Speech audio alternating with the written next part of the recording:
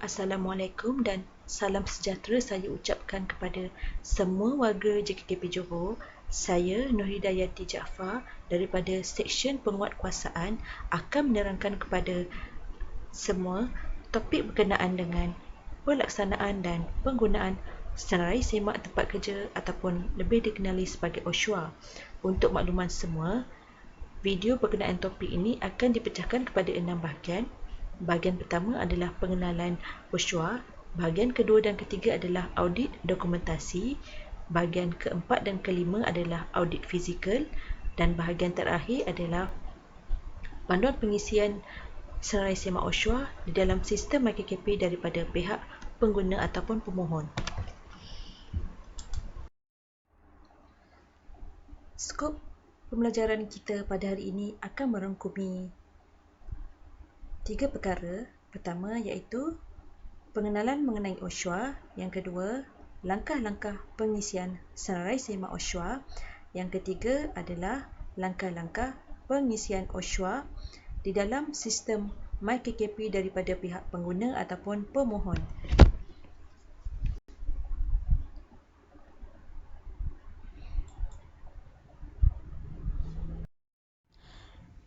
Kita masuk kepada tajuk utama kita pada hari ini iaitu pengenalan OSHWA. Kita lihat kepada tajuk definisi OSHWA. Definisi OSHWA boleh terbahagi kepada dua. Pertama, OSHWA bermaksud Occupational Safety and Health Workplace Assessment, di mana penilaian tempat kerja dilakukan oleh pihak majikan ataupun sesebuah organisasi. Dan yang kedua, OSHWA bermaksud Occupational Safety and Health Workplace Audit, di mana OSHWA ini dilakukan oleh pegawai JKKP semasa menjalankan sesuatu audit di tempat kerja. Kita lihat pula objektif OSHWA ini diwujudkan. Objektif OSHWA boleh terbagi kepada 3 perkara. Pertama, meningkatkan tahap keselamatan dan kesihatan pekerjaan di tempat kerja, terutama dari segi keadaan fizikal. Yang kedua adalah untuk menggalakkan pihak majikan membuat penilaian tempat kerja dan dapat mengenal pasti hazard yang ada. Dan yang ketiga, pegawai JKKP dapat membantu pihak majikan melakukan penilaian tempat kerja semasa audit itu dijalankan. Kita lihat ke bahagian tajuk pelaksanaan OSHWA. Pelaksanaan OSHWA oleh pihak majikan hendaklah dijalankan sekurang-kurangnya 2 tahun sekali, dan ia hendaklah dijalankan oleh orang yang kompeten seperti pegawai keselamatan dan kesihatan ataupun pekerja yang terlatih seperti OSH Coordinator.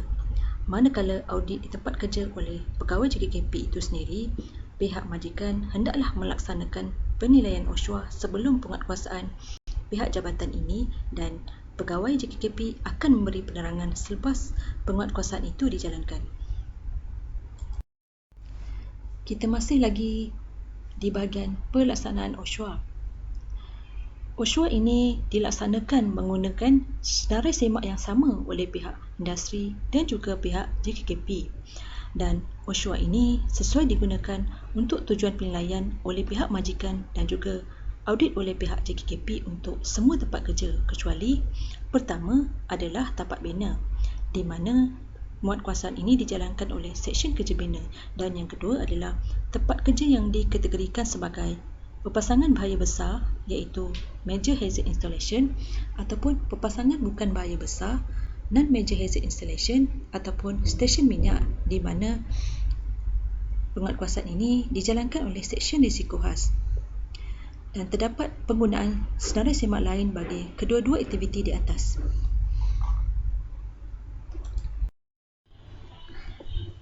Di dalam senarai semak OSHWA ini terdapat 2 bahagian utama, iaitu bahagian dokumen dan juga fizikal. Dan jumlah soalan dalam senarai semak adalah sebanyak 81 soalan. Senarai semak OSHWA ini menggunakan jawapan ya, tidak dan NA jika tidak berkenaan. Dan penggunaan OSHWA ini perlu menggunakan website MyKKP. Apakah kandungan utama di dalam senarai semak OSHWA ini? Pertama adalah bahagian dokumen dan yang kedua adalah bahagian fizikal. Bahagian pertama ataupun dokumen, ia merangkumi markah sebanyak 30%, manakala bahagian fizikal ini merangkumi markah sebanyak 70%.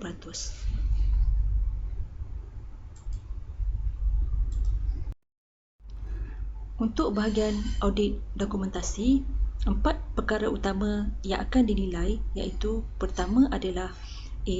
Bahagian dasar, B. Pengelolaan KKP, C. Latihan dan D adalah penyimpanan rekod. Untuk audit fizikal pula, terdapat 7 bahagian utama yang akan dinilai. Pertama adalah elemen A, bahan kimia berbahaya; elemen B, pengurusan bunyi bising; elemen C, iaitu ergonomik; elemen D, penilaian tempat kerja; elemen E, pengurusan loji dan jentera; elemen F, kebajikan; dan yang terakhir adalah elemen G, iaitu pelan tindakan kecemasan ataupun ERP. Kita lihat pula bahagian grade pemakan OSHA.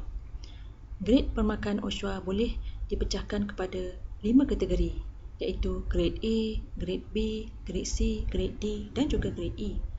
Untuk bahagian grade A ataupun grade sangat tinggi, markah pematuhan adalah 89.5 hingga 100%. Grade B ataupun grade tinggi ini, markah pematuhan adalah sebanyak 69.5 hingga 89.4%. Dan grade C ataupun grade sederhana, markah adalah sebanyak 59.5 hingga 69.4%. Seterusnya adalah grade D, iaitu grade rendah.